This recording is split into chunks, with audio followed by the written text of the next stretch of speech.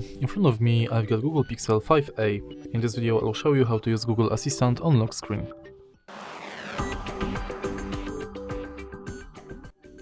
In the beginning, let's go to Google app, enter menu and go to settings.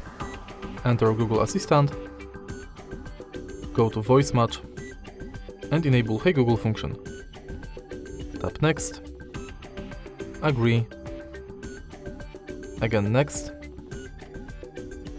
and now let's try it out. Hey Google, update Google Assistant,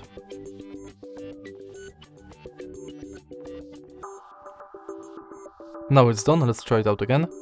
Hey Google. When it's working, we can go back, enter lock screen, and now make sure that this function is also enabled. Now you can simply lock the screen and say, Hey Google, what's the weather like tomorrow? It'll be cloudy, with a high of 1 and a low of -3. And that's it. If you find this video helpful, please leave like, comment and subscribe.